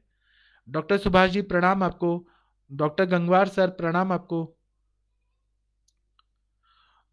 डॉक्टर अमन सिंह पटेल जी पूछ रहे हैं कि आपसे रिक्वेस्ट है, पारद गंधक भस्म पे अलग से लेक्चर ले ताकि इनसे बनने वाले औषधियों के गुणों के बारे में और अच्छे से समझ सके।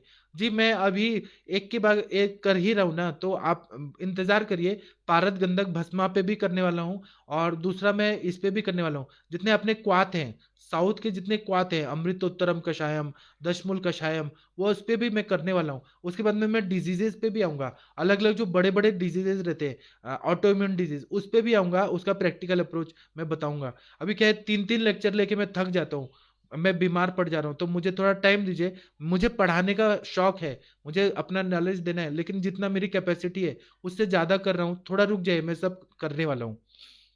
और मेरे प्रैक्टिस भी है ना, मुझे पेशेंट को भी संभालना पड़ता है। मैं करूंगा, सब कर दूंगा। राहुल जी प्रणाम आपको। यादवेंद्र जी प्रणाम आपको। कुसुम पांडे जी प्रणाम आपको, नमस्ते। डॉक्टर अर्चना जी नमस्ते, प्रणाम आपको। डॉक्टर शैलेश गुप्ता जी प्रणाम आपको। डॉक्टर रविंदर जी प्रणाम आपको।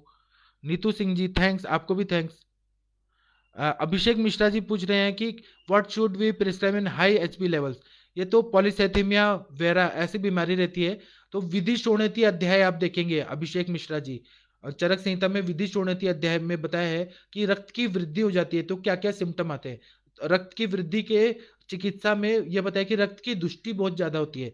दूषित पित्त जो रहता है वो रक्त में बढ़ जाता है, और रक्त का अपना भी जो रासायनिक संगठन है वो विकृत हुआ रहता है। इसलिए एचबी लेवल बहुत ज्यादा बढ़ जाता है। पेशेंट को चक्कर बहुत ज्यादा आता है, क्योंकि बहुत ज्यादा रक्त है वो पूरे शरीर में फैल जाता है। स्किन में रैशेस वगैरह बहुत आते हैं, सर दर्द की बीमारी रहती है। इसमें ना विधि शोणितीय अध्याय में देखेंगे तो उसमें विरेक उपवास, मतलब विरेचन कराना बताया है, लंघन बताया है, और रक्त मोक्षण बताया है, और पंचकर्मा देना है। और दूसरा उसमें मैं कुछ फॉर्मूला बता रहा हूँ। आरोग्य वर्धनी वटी देना है, जो यकृत और प्लीहा का मूल स्थान जो है, रक्तवस्त्र का मूल स्थान क्या है, यकृत और प्लीहा। तो यकृत और प्लीहा को अच्छा करने के लिए आरोग्य वर्धनी है, वह दे दीजिए। शुद्ध शेखर रस दे दीजिए। पेशेंट को विरेचन कराइए बार बार।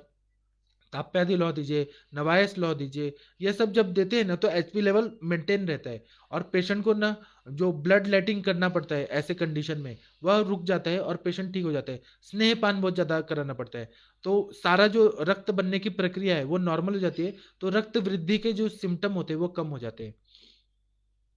डॉक्टर उषा जी पूछ रहे हैं कोलाइटिस में सर वर्क कैसे करेगा। पंचामृत परपट्टी जो है ना, कोलाइटिस में क्या होता है, inflammation of large intestine. Colitis मतलब inflammation of large intestine. Inflammation है, सूजन है वहां पे, और जो भी कलाएं हैं वो विकृत हो गई हैं। तो वहां पे एक तो हमें जंतुओं का नाश करना है, जो भी इन्फेक्शन है उसको ठीक करना है। इसलिए पंचामृत परपट्टी में अबरक भस्म, ताम्र भस्म, ये सब है, वो इन्फेक्शन को ठीक कर देगा। दूसरा, यह ना शक्ति देता है, रीजनरेट करता है, रीजनरेट करता है तक्र के साथ प्रयोग करने से। तो आप ना ये देंगे ना तो आप देखेंगे कि उसमें और पिच्छा बस्ती बताए। कोलाइटिस में पिच्छा बस्ती देने से बहुत अच्छा फायदा होता है। एरंडतल पिलाना है, पिच्छा बस्ती देना है। मैंने अल्सरेटिव कोलाइटिस पे डिटेल में आपको बताऊंगा कि वो क्या होता है, आयुर्वेद कैसे दिखता है, वहां पे बताऊंगा। ओवरऑल इसका ये होता है कि ये ना सारे सेल्स को, जो कोलोन के सेल्स होते हैं उसको नया बना देता है, और जो भी इन्फेक्शन है, इन्फ्लेमेशन है, उसको ठीक कर देता है, जंतुओं का नाश करता है, वहां पे बल प्रदान करता है, और शक्ति देता है। तो कोलाइटिस की बीमारी जो है पंचामृत परपट्टी देने से 9 महीने में पूरा ठीक हो जाता है। कुसुम पांडे जी बोल रहे हैं कि डायबिटिक पेशेंट को रिकरेंट कॉन्स्टिपेशन में क्या दे सकते हैं? डायबिटिक पेशेंट है ना, तो डायबिटीज़ की भी दवाइयाँ दीजिए और कॉन्स्टिपेशन जो है, रिकरेंट कॉन्स्टिपेशन है, उसमें घृतपान कराइए। कुसुम पांडे जी, घृतपान कराने से क्या होगा कि जो वहाँ पे रुक्षता बढ़ी है, वह कम हो जाएगा। रुक्षता कम हो जाएगा और वो भी आम का पचन करके ही देना है आपको। तो रुक्षता कम हो जाएगा, उनको बस्ती दीजिए। अनुवासन बस्ती देने से ना कॉन्स्टिपेशन का प्रॉब्लम ठीक हो जाता है। शीरबला तेल का दीजिए, दशमूल तेल का, धानवंतर तेल का, बला अश्वगंधादी तेल, फिर बलादी तेल, ये सब का जब बस्ती देंगे ना, कॉन्स्टिपेशन का प्रॉब्लम ठीक हो जाता है। डॉक्टर अदिति त्रिपाठी जी बोल रही हैं, नमस्ते, आपको भी नमस्ते।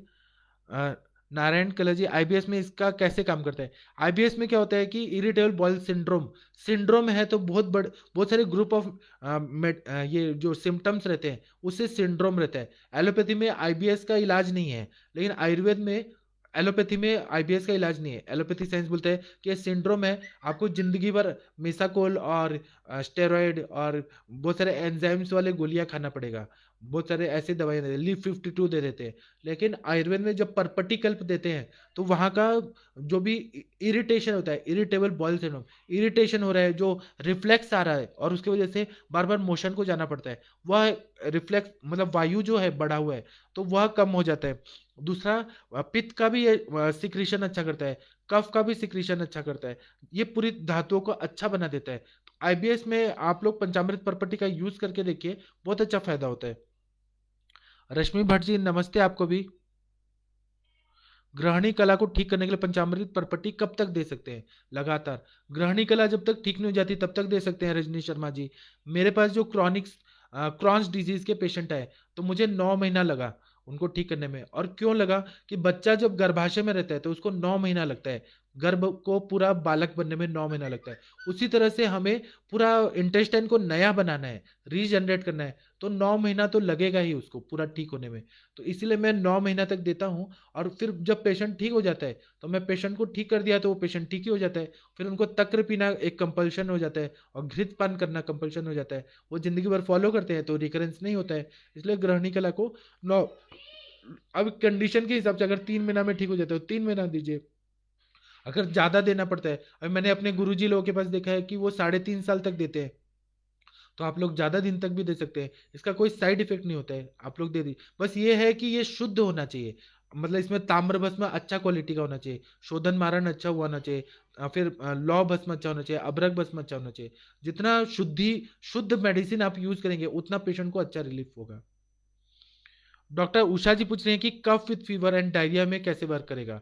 अब देखिए, कफ है तो इसमें अब्रक भस्म है, वो क्या करता है कि अब्रक भस्म जो रहता है वो श्लेष्मल कला को बल देता है, रीजनरेट करता है। और परपटिकल्प जो रहता है वो पित्त का स्त्राव अच्छा करने लगता है। पित्त का स्त्राव अच्छा होगा तो अपने आप ना वहां पे आम दोष जो है, आम दोष अच्छा हो जाएगा, रसवस स्रोतस खुल जाएगा, अग्नि बढ़ जाएगा। अग्नि बढ़ने से फीवर अपने आप ठीक हो जाएगा।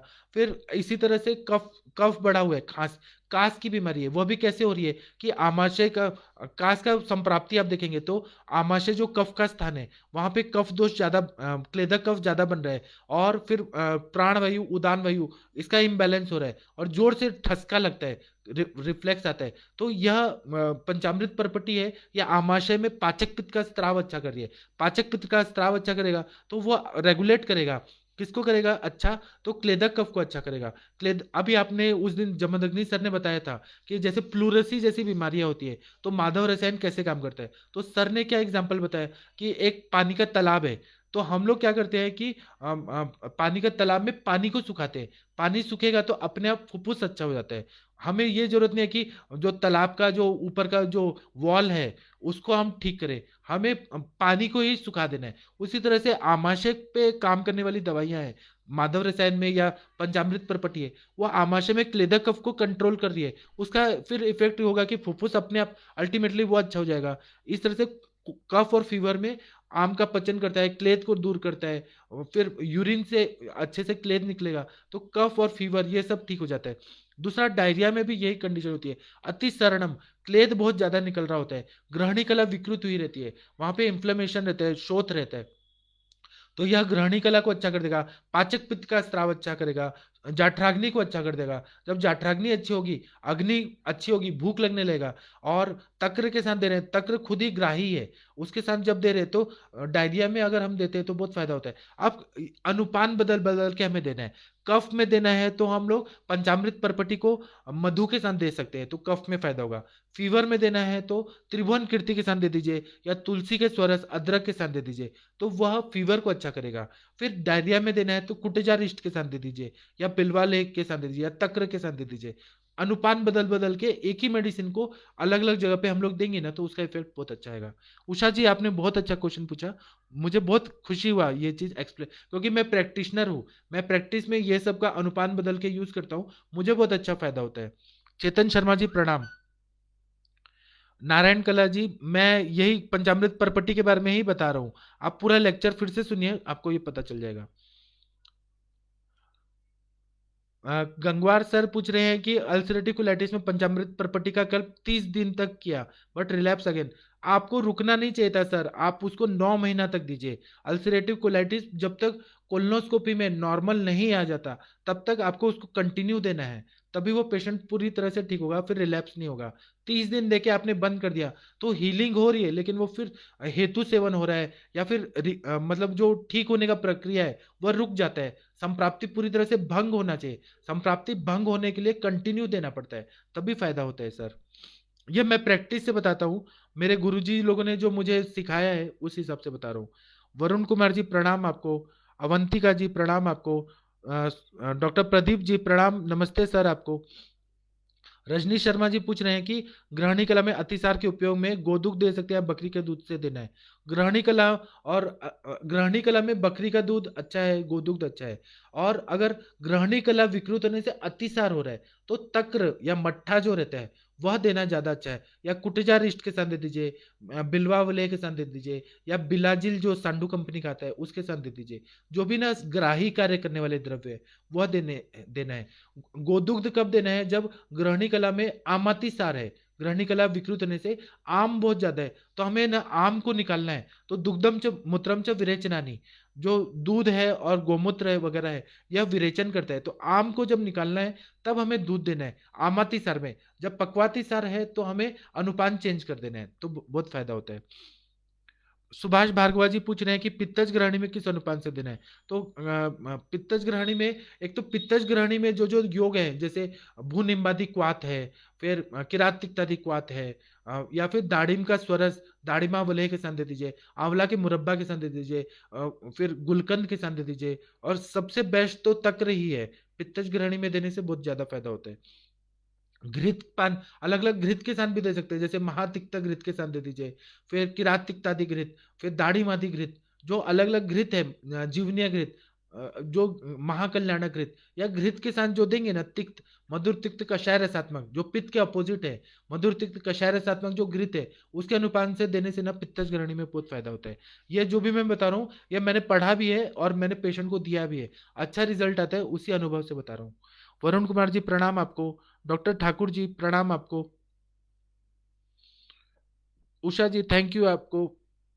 भारती जी बोल रही हैं any side effect of it, अगर इसका डोज बढ़ा दिया जाए, जैसे 1.5 गुंजा बताया है, 1 गुंजा मतलब कितना, एक चुटकी, इसका अगर ज्यादा दे दिया जाए तो फिर ना इसका कभी कभी साइड इफेक्ट भी होता है, जैसे इसमें ताम्र भस्म है तो उल्टी वॉमिटिंग जैसा भी आ जाता है। कभी कभी ये परपटी है ना पचता नहीं है, इसको पचने के लिए कम मात्रा में ही देना चाहिए, ज्यादा नहीं देना चाहिए। ये पचेगा नहीं तो क्या होगा, अपच कर देता है। कोई भी मेडिसिन मेडिसिन के रूप में ही देना चाहिए, ज्यादा नहीं देना चाहिए, और बहुत कम मात्रा में भी नहीं होना चाहिए कि वो इफेक्ट ही ना करे। उसकी पोटेंसी जितनी है उस हिसाब से हमें मात्रा देना चाहिए। और पुरुषम पुरुषम विक्षम, हर पेशेंट अलग होता है, उनके लिए आपको डोज एडजस्ट करना पड़ेगा, तब ये अच्छा रहेगा।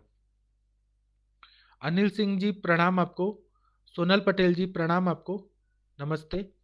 Doctor Harjeet Singh ji good afternoon आपको भी। बालकृष्णा जी नमस्ते प्रणाम। गंगवार जी रीनल फेलियर में भी दे सकते हैं, लेकिन डॉक्टर गंगवार सर जी, जब ग्रहणी कला से दूषित हुआ रीनल फेलियर है। अभी क्या है ना कि रीनल फेलियर जो रहता है, वो मैनिफेस्टेशन रहता है। बहुत बार हमें ऐसा देखने को मिलता है कि वो कफज पांडु का पेशेंट होता है। कफज पांडु के वजह से रीनल फेलियर ऐसे कंडीशन आई रहती है। कभी-कभी ग्रहणी कला दुष्टि रहती है, पित्तज ग्रहणी रहती है, कफज ग्रहणी रहती है। उसकी वजह से सीरम यूरिया क्रिएटिनिन बहुत ज़्यादा बढ़ जाता है यूरिन में, यूरिन पास नहीं हो रहा है। तो हमें ना मूल व्याधि देखना है। मूल व्याधि अगर ग्रहणी का है, जो भी इसमें बताया कि इंटेस्टाइन वीक है, सार्किट विभाजन अच्छे से नहीं हो रहा है और उसकी वजह से रीनल फेलियर में है पेशेंट, तो अगर हमने ये दिया, अपने आप अल्टीमेटली रीनल फेलियर के पेशेंट ठीक हो जाते हैं। लेकिन अगर आप बोलेंगे रीनल फेलियर में देना है, तो ये किडनीज पे डायरेक्ट काम नहीं करता है, ये ग्रहणी कला पे काम करता है। ग्रहणी कला अच्छा होगा तो अच्छा मूत्र बनेगा। अब मूत्र की उत्पत्ति बताया है कि पक्वाशय में होती है। पक्वा आयुर्वेद ऐसा बोलता है, एलोपैथी साइंस बोलता है कि किडनीज में होता है। आयुर्वेद बोलता है, संस्कृत में लिखा है टीकाओं में कि पक्वाशय में मूत्र की उत्पत्ति होती है जब सार्किट विभाजन होता है, और फिर ये किडनी जो रहती है वो फिल्टर करती है। और किडनीज कैसे होता है, रक्त और मेद के प्रसाद भाग से बनी है। रीनल फेलियर होने के बहुत सारे कारण होते हैं, जैसे वेगावरोध करना, चिंता करना, बहुत सारे कारण होते हैं, हाई प्रोटीन डाइट करना, बहुत सारे कारण, डायबिटीज मेलाइटस की वजह से रीनल फेलियर होता है। तो हमें कॉज पे जाना है, क्या हेतु का सेवन किया, क्या संप्राप्ति बनी, उस हिसाब से रीनल फेलियर को हम चिकित्सा करें, तो फिर वो ज्यादा अच्छा रिजल्ट आता है। वरुण कुमार जी, प्रणाम आपको। निशा पांडे जी पूछ रही हैं कि how to administer Panchamrit Parpati, what is the dose. मैंने बताया था कि इसको डायरेक्ट ले लेना है, मतलब 1 रत्ती से 1.5 रत्ती तक इतना इसका यूज करना है, यह डोज हो गया। पंचामृत परपटी जो पाउडर फॉर्म में आती है, परपटी को पाउडर की तरह यूज कर सकते हैं, उसका टैबलेट नहीं बना के देना है। टैबलेट मार्केट में आता है, लेकिन वह ज्यादा इफेक्टिव नहीं होता। परपटी उसी फॉर्म में मतलब एडमिनिस्ट्रेट करनी चाहिए, पाउडर फॉर्म में सब लिंगुअली ले लेना है और तक्र पी लेना है और घृतपान भी करना है। तो सब लिंगुअली ले लिया ना तो तुरंत इफेक्ट आता है। और दूसरा क्या होता है कि इसका एसिमिलेशन, मतलब एब्सॉर्प्शन और एसिमिलेशन, तुरंत घुल जाना, वह पाउडर फॉर्म में ही करना चाहिए, वो ज्यादा इफेक्ट करता है। अंकिता जी पूछ रहे हैं कि ग्लूटेन एलर्जी में इसका इफेक्ट कैसे होगा। देखिए अंकिता जी, ग्लूटेन एलर्जी करके कोई आयुर्वेद में कोई ऐसा शब्द नहीं है, एलोपैथी के डॉक्टर्स ने ये सब बनाया है। ग्लूटेन एलर्जी, इसमें अगर हम पंचकर्म करते हैं वीट या ग्लूटेन एलर्जी के पेशेंट को, आपने वमन दे दिया, विरेचन दे दिया, कोष्ठ शुद्धि कर दिया, उसके बाद में उसमें क्या होता है, ग्लूटेन एलर्जी या वीट एलर्जी में क्या होता है, यही तो होता है कि ग्रहणी कला उसको वीट को पचा नहीं पाती है और साइड इफेक्ट हो रहा होता है। तो ग्रहणी कला को मजबूत करने के लिए ये परपटी कल्पना हमें देनी ही पड़ती है। 3 महीना आप दीजिए और पहले शोधन करा दीजिए, या तो आप सौम्य विरेचन कर दीजिए त्रिवितलेहम वगैरह से, या लघु वमन दे दीजिए, या पूरा अच्छे से पंचकर्म करा के, और तब आप ग्रहणी कला को अच्छा करेंगे तो 100%, आप विश्वास नहीं करेंगे, वीट और ग्लूटेन एलर्जी 100% ठीक होता है। 2006 में मेरे पास एक लड़की आती थी, वो कुछ 13 साल की बच्ची थी, तो उसको बचपन से ग्लूटेन एलर्जी बता दिया था डॉक्टर ने, डिक्लेयर कर दिया था। तो उस बच्ची ने कभी भी बचपन से बिस्किट नहीं खाया, ब्रेड नहीं खाया, रोटी नहीं खाया, और उसने मतलब कोई भी चीज नहीं खाया था, केवल चावल खा के रहती थी वो। और उसका ना ये इतना ज्यादा तकलीफ था, मैंने उसको वमन कराया, विरेचन कराया, और उसके बाद में परपटी कल्पना 3 महीना दिया, बस 3 महीना दिया। और उसके बाद में वो पेशेंट ठीक हुई। और मैंने उसको ना ये नहीं बोला कि मैं परपट्टी दे रहा हूँ, मैंने उसको बोला कि देखिए मेरे को, अब मैं प्रैक्टिकल आप लोगों से शेयर कर रहा हूँ, मैंने उसको कहा कि देखिए मेरे को ना बहुत अच्छा दवाई देना है, और इसमें ना बहुत ही सूक्ष्मीकरण करके और दवाई देते हैं, तो महीने का 10,000 रुपये खर्च आएगा। 2006 में मैंने बोला। तो पेशेंट बोले कि ठीक है, हम कुछ भी करने को तैयार हैं, हमारी बेटी ठीक कर दीजिए। तो मैंने वमन विरेचन का जितना लेना था वो लिया, और मैंने 30,000 रुपये लिए। पहला महीना में 10,000, फिर 10,000, फिर 30,000, 3 महीने का टाइम दिया था। पेशेंट को ठीक किया। 2006 के बाद आज तक 2021 चल रहा है, आज तक वो पेशेंट को वीट एलर्जी, ग्लूटेन एलर्जी नहीं हुआ। और वो पेशेंट हर चीज खाती है, ब्रेड, बिस्किट, फिर केक्स, चॉकलेट सब खाती है, रोटी, सब्जी, पराठा, सब कुछ खाती है, उसको कभी नहीं हुआ। और यहाँ पे सिद्धांत क्या था, ग्रहणी कला को अच्छा करना है। ग्रहणी कला अच्छा हुआ तो अपने आप वो वीट को पचाने की शक्ति बढ़ जाती है, ग्लूटेन को पचाने की शक्ति बढ़ जाती है, अग्नि अच्छी हो जाती है, ग्रहणी कला अच्छा हो जाता है, अल्टीमेटली वो पेशेंट ठीक ही हो जाता है। एलर्जी एलर्जी नहीं होता है यहाँ पे, ग्रहणी कला विकृत रहती है, इसलिए उसको एलर्जी बोला जाता है। आप लोगों को शायद मैं जो बता रहा हूँ, आप लोगों को ना अभी समझ नहीं आए। आप लोग इसको सोचिए, आपको सोच-सोच के फिर पेशेंट को ट्राई करके दीजिए। तब आप लोगों को मेरी बात याद आएगी कि हाँ, मैंने बोला था एलर्जी शब्द नहीं होता है, ग्रहणी कला ही दुष्टि रहती है। इसी को हम व्हीट या ग्लूटेन एलर्जी बोलते हैं। फिर मनीषा जी प्रणाम आपको, सुकुमार जी प्रणाम आपको, संदीप कुमार जी नमस्ते, प्रणाम आपको। प्रियंका जी पूछ रहे हैं कि इसका यूज़ प्रेगनेंसी और बच्चों में किया जा सकता है? At the administration what precaution should be followed by us. देखिए, प्रेगनेंसी में इसका यूज किया जा सकता है, सेफ मेडिसिन है, कुछ भी इसमें विषारी द्रव्य नहीं है। लौह भस्म है, लौह भस्म से एच बी अच्छा होगा, आरबीसी अच्छा बनेगा। ताम्र भस्म, ताम्र भस्म का परपटी है, तो यह भी यकृत का कार्य अच्छा करेगा, पचन क्रिया अच्छा करेगा। फिर उसके बाद में अबरक भस्म है, वह भी अच्छा करेगा। पारा और गंधक है, वह भी अच्छा करेगा। ये सारे द्रव्य सेफ मेडिसिन है, प्रेगनेंसी में इसका यूज किया जा सकता है। और बच्चों को देना है तो आधा चुटकी, मतलब हाफ रत्ती, उसका यूज करना है। और योग रत्नाकर में बताया है कि बाल ग्रह के कंडीशन में इसका प्रयोग करना ही है। बाल ग्रह में जब बच्चे का मज्जाधारा कला अच्छा होगा, उसका माइंड अच्छा होगा, तो उसका इफेक्ट ग्रहणी पे आता है। और ग्रहणी अच्छा होगा तो मज्जाधारा कला अच्छा होगा। तो अबरक भस्म वगैरह है वो माइंड पे काम करता है। और बाकी जो परपटी में जो भी घटक द्रव्य है वो ग्रहणी, और परपटी जो एक फॉर्मुलेशन है परपटी, यह ग्रहणी के लिए ही बनाई है।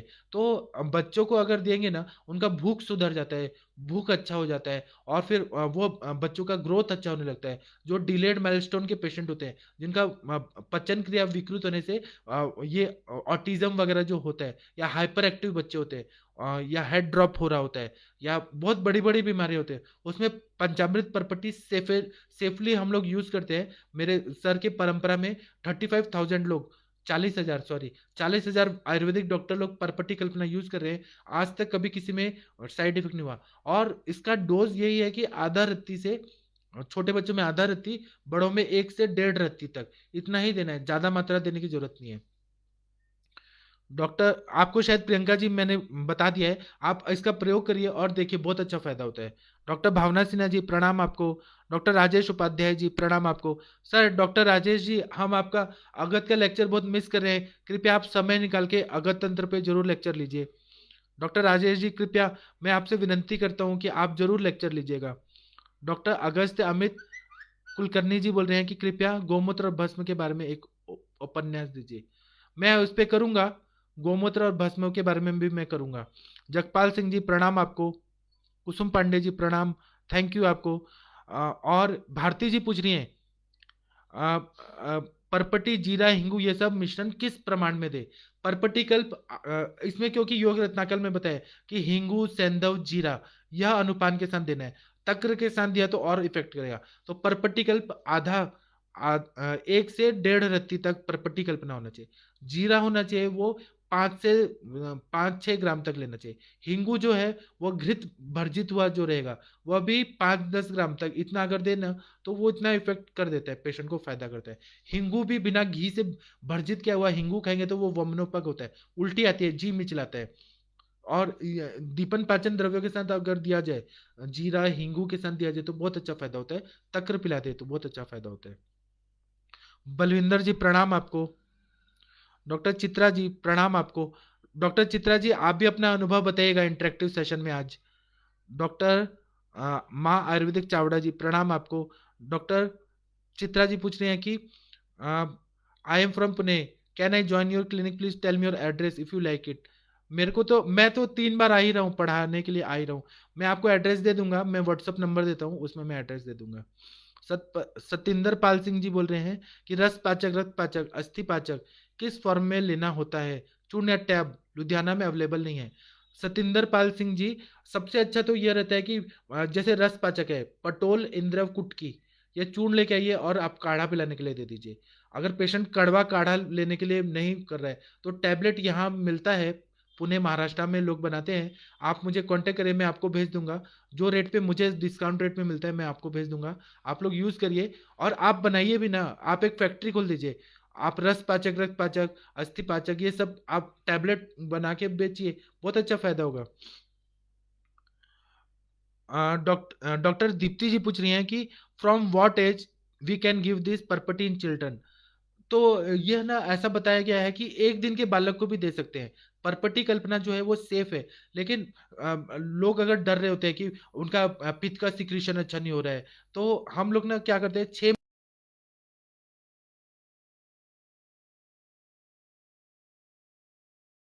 दिन है। अगर 1 दिन के भी बच्चे को दिया ना तो कोई साइड इफेक्ट नहीं होता। लेकिन लोग डरेंगे कि हेवी मेटल है, तो मतलब नया-नया नवजात बच्चा है, वो हेवी मेटल को पचा पाएगा कि नहीं पचाएगा? इसका उत्तर यह है कि जब स्वर्ण प्राशन कराया जाता है, लेहन अध्याय में काश्यप संहिता में बताया कि स्वर्ण वचा, सैंधव और हनी, यष्टि मधु जब स्वर्ण चाटन कराया जा सकता है, तो लौह भस्म, ताम्र भस्म क्यों नहीं दे सकते हम?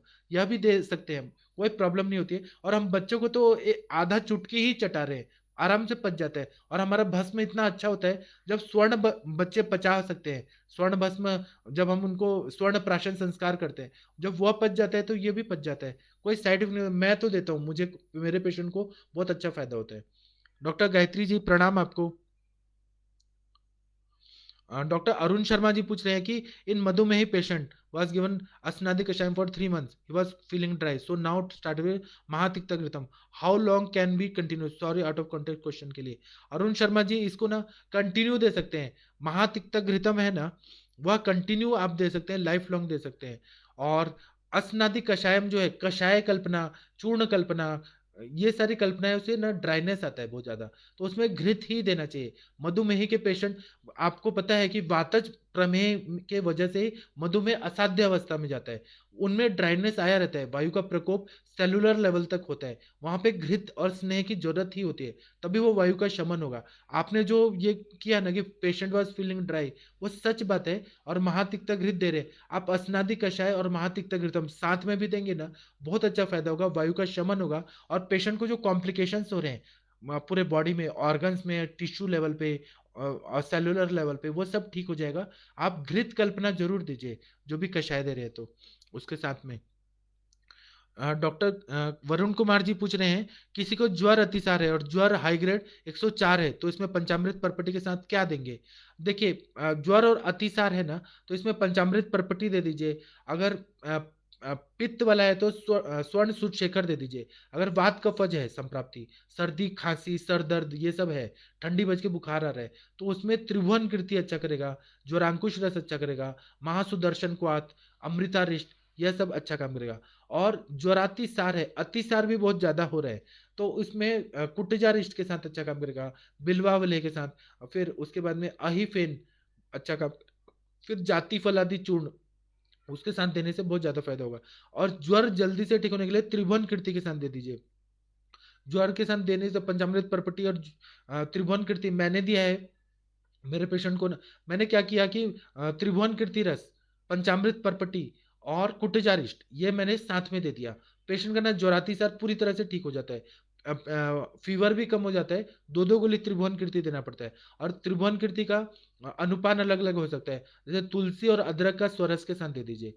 तो अदरक जो होता है दीपन पाचन होता है, तुलसी जो रहता है वो फीवर के लिए बहुत अच्छी दवाई है, एंटीवायरल दवाई है, और यकृत को भी अच्छा करती है। तो तुलसी का स्वरस और तुलसी का स्वरस, अदरक का स्वरस और मध के साथ, और पंचामृत परपटी, त्रिभुवन कीर्ति और कुटजारिष्ट, एक ढक्कन कुटजारिष्ट पिला दीजिए, ज्वराती साथ ठीक हो जाएगा। कुटजारिष्ट को ज्यादा भी दे सकते हैं, जब उसको पचने लगे तब ज्यादा भी दे सकते हैं। डॉक्टर विनीता जी पूछ रहे हैं कि फैटी लिवर और कोलाइटिस दोनों है सर, तो अनुपान के साथ फैटी लिवर में तो महातिक्त घृत अच्छा काम करेगा, और कोलाइटिस है तो कोलाइटिस, मैं ना अल्सरेटिव कोलाइटिस पे बहुत डिटेल में एक लेक्चर लेने वाला हूँ। केवल पंचामृत परपटी से कोलाइटिस ठीक नहीं होगा। अल्सरेटिव कोलाइटिस या कोलाइटिस में ये एक द्रव्य है जो कोलाइटिस पे काम करता है, लेकिन उसके साथ में और भी दवाइयां देना पड़ता है। फैटी लिवर में भी वहां पे विकृत मेद का विमार्गमन हुआ है रक्तवास स्रोतस के मूल स्थान में, वहां पे डायरेक्ट ये काम नहीं करेगा। ये एक दवाई है, साथ में और क्या क्या देना है मैं उस पर लेक्चर लूंगा तो आपको अच्छे से बताऊंगा। अगर आपको तुरंत चाहिए तो आप मुझे व्हाट्सएप करिए, मैं आपको बता दूंगा। डॉक्टर उषा जी प्रणाम आपको, थैंक यू आपको। Doctor Sandeep ji thank you आपको। अदिति जी आपको भी थैंक यू। टिंकल यादव जी पूछ रहे हैं कि क्या ब्लिस्टर में लाभ मिलेगा? ब्लिस्टर में ये काम कैसे करेगा? हर दवाई हर चीज में थोड़ी ना काम करता है। संजीवनी बूटी थोड़ी ना है कि हर हर दवाई का एक रोल रहता है। कौन सी दवाई कहाँ काम करती है। ब्लिस्टर में अगर देना है तो हमें कुष्ठग्न दवाइयों के साथ देना पड़ेगा। जहां पर भी ग्रहणी कला से दुष्टि की वजह से ब्लिस्टर हो रहा है, तो वहां पे ग्रहणी का भी चिकित्सा देना है और कुष्ठग्न दवाइयां भी देना है, तब ये फायदा करेगा। मनीषा जी पूछ रहे हैं कि अनुपान वर्क्स एज एघांसर। हाँ, अभी क्या है ना कि ब्लिस्टर में काम करेगा लेकिन डायरेक्ट काम नहीं करेगा। ग्रहणी कला को अच्छा करेगा, फिर रस धातु, रक्त धातु, मांस को ये अच्छा करेगा। तो उसके साथ में हमें पेशेंट को, हमारे हमारे पास पेशेंट जो आते हैं उनको ना जल्दी रिजल्ट चाहिए, वो हमारे पास ज्यादा टाइम नहीं दे सकते हैं। मतलब वो बोर ना हो जाए हमारा दवाई लेते लेते, दवाइयों से इरिटेशन ना हो जाए, इसलिए हमें कुष्ठग्न दवाइयां देना पड़ता है। अभी क्या है, ये प्रैक्टिकल की बात है कि पेशेंट को रिजल्ट नहीं दिया तो पेशेंट हमारे पास फॉलोअप को नहीं आते हैं, इसलिए हमें तुरंत दवाई देने के लिए कुष्ठग्न दवाई देनी है। तो गंधक रसायन के साथ दीजिए, आरोग्य वर्धनी के साथ दीजिए। जो कुष्ठग्न है, पंचतिक्त घृत गुगुल, कैशोर गुगुल, त्रिफला गुगुल, सूक्ष्म त्रिफला, इनके साथ ब्लिस्टर में देंगे तो ना बहुत अच्छा फायदा हो जाएगा। प्रियंका जी पूछ रही हैं कि सुकुमारों में क्या मात्रा दे। सुकुमार या कोई में भी यह मात्रा 1 से 1.5 रत्ती तक बताया है। 125 mg से 170 mg तक या 200 mg तक, mgm तक उतना दे देंगे ना तो बहुत फायदा होता है। संदीप जी पूछ रहे हैं कि वैद्य जी 8वें महीने गर्भावस्था में लवाइस लो और लोहासब दे सकते हैं क्या। हाँ, 100% दे सकते हैं। 8वां महीना में दे दीजिए, 9वां महीना में दीजिए, जब उनका सुतिका अवस्था होगा तब भी दे दीजिए। तो ये नवायस लो बहुत अच्छा है, पच जाता है, बस उनको कॉन्स्टिपेशन ना हो वो ध्यान में रखिए। अगर कॉन्स्टिपेशन नवायस लो से हो रहा है तो उनको गंधर्व हृत की दे दीजिएगा, लेकिन ज्यादातर नहीं होता है, अगर अच्छा क्वालिटी का बना है तो नहीं होता है। क्रांति जी पूछ रहे हैं नमस्ते आपको भी। सुकुमार जी पूछ रहे हैं गर्भावस्था है, गर्भावस्था में क्या। सुकुमार जी आपका क्वेश्चन मुझे समझ नहीं आया। सतिंदर पाल जी पूछ रहे हैं कि विट एलर्जी में भी दे सकते हैं। हाँ, मैंने दे सकते हैं, मैंने पहले बता दिया है, आप फिर से वीडियो देख लीजिएगा। कुसुम पांडे जी प्रणाम आपको। पूजा साहू जी जीर्ण अतिसार में दे सकते हैं जी, मैंने यही बताया पूरा कि जीर्ण अतिसार में इसको देना है, बहुत अच्छा फायदा होता है। जीर्ण अतिसार पूरी तरह से ठीक हो जाता है 3 महीना देने से। 3 महीना कुटजा रिष्ट के साथ दीजिए या तकरा रिष्ट के साथ दीजिए या तक्र के साथ दीजिए, घृतपन कराइए, बिल्वावलेह के साथ दीजिए। बेल के जो भी चीज है, बेल का चूर्ण, बेल का फल का चूर्ण, बेलपत्र का चूर्ण, उसके साथ अगर देंगे, या जाति फलादि चूर्ण, संजीवनी वटी, इन सब के साथ देने से जीर्ण अतिसार में फायदा होता है। प्रेमवदा त्रिवेदी जी प्रणाम आपको भी। अगस्त्य अमित कुलकर्णी जी पूछ रहे हैं कि एक पेशेंट को डाइजेशन प्रॉब्लम है तो फ्रेश पंचामृत दिया था, गाय का ग्रास, 2 गोघृत और दही दिया जा था तो वही ठीक हो गया, इसका विज्ञान बताइए। महती धन्यवाद। इसमें तो ऐसा है कि फ्रेश पंचामृत जब दिया, आप पंचामृत, मैं परपट्टी पढ़ा रहा हूँ, पंचामृत नहीं पढ़ा रहा हूँ। आप जो बता रहे हैं ना डाइजेशन का प्रॉब्लम था तो पंचामृत दिया था ना, तो पंचामृत क्या करता है कि उसमें गाय का दूध, गाय का दही, घृत, मधु और शर्करा रहता है, तो वह क्या करता है कि डाइजेशन को अच्छा कर देता है। दूसरा, आपने गाय का ग्रास, गोघृत, ये सारे दीपन पाचन वाली दवाइयां दी। जब दीपन पाचन वाली दवाइयां दी तो अपने आप अग्नि प्रदीप्त हो गया, अग्नि प्रदीप्त हो गया तो आम का पचन हो गया, आम का पचन हो गया तो डाइजेशन प्रॉब्लम ठीक हो गया। ये तो बहुत अच्छा आपने बताया, बहुत अच्छा है। प्रियंका जी प्रणाम आपको। सुकुमार जी प्रणाम आपको। विजू जी बोल रहे हैं कि Panchamrit Parpati sir can be given with Hingvashtak Churna. Hingvashtak चूर्ण के साथ दे सकते हैं ना। हिंगवाष्टक चूर्ण इस पंचामृत परपटी और हिंगवाष्टक चूर्ण दे रहे हैं तो साथ में घृत भी थोड़ा दे दीजिए और तक्र भी दे दीजिए, तो ना वो ज्यादा और अच्छे से काम करेगा। हिंगवाष्टक चूर्ण जो रहेगा वो दीपन पाचन कार्य करेगा, वायु का अनुलमन करेगा, और घृत देंगे तो और वो ज्यादा स्नेहन करके समान वायु को अच्छा करेगा, और तक्र के साथ देंगे तो तक्र और अच्छा काम करेगा। इसको ना इन सब के साथ देंगे तो बहुत अच्छा फायदा होगा। भारती जी बोल रहे हैं कि now also you look sick, please take care. Thank you, thank you, thanks for your affection and care, thank you. Varun Kumar ji thank you आपको। शैलेश सिंह जी नमस्कार आपको। पूजा साहू जी थैंक यू आपको भी। स्वाति जी बोल रही हैं कि प्रणाम आपको। अब मैं अपना नंबर देता हूँ। मैं हम लोग ना अब रात को मिलेंगे, रात को इंटरेक्टिव सेशन में हम लोग ना डिस्कशन करेंगे, बहुत मजा आएगा, आप लोग अपना अपना अनुभव बताएंगे। तो मैं अपना नंबर देता हूँ, किसी को कुछ डिफिकल्टी हो तो पूछिएगा। अगर मैं फ़ोन उठा नहीं पाता हूँ तो मेरे पेशेंट भी बैठे रहे हैं, अगर मैं फ़ोन नहीं उठा पाता हूँ तो मैं खुद फ़ोन करूँगा आपको, आप चिंता मत करिएगा, मैं सबको समाधान करूँगा जो भी डाउट रहेंगे तो। मैं अपना नंबर देता हूँ और आप लोग ना पंचामृत पर्पटी का प्रयोग करिए, आप लोग को 100% फ़ायदा होने वाला है। पंचामृत पर्पटी सेफ मेडिसिन है, बस इसको ज़्यादा मात्रा में मत दीजिए। ज़्यादा मात्रा में देने से ताम्र के वजह से उल्टी आने का तकलीफ होता है। ज़्यादातर तो नहीं होता है, लेकिन इसको ज़्यादा मात्रा में मत दीजिए। जो डोज़ बताया है उसी डोज़ में दीजिए। Thank you. Manisha ji, thank you आपको भी। अब मैं लेक्चर बंद करता हूँ, रात को हम लोग मिलेंगे, फिर हम लोग डिस्कस करेंगे। प्रणाम।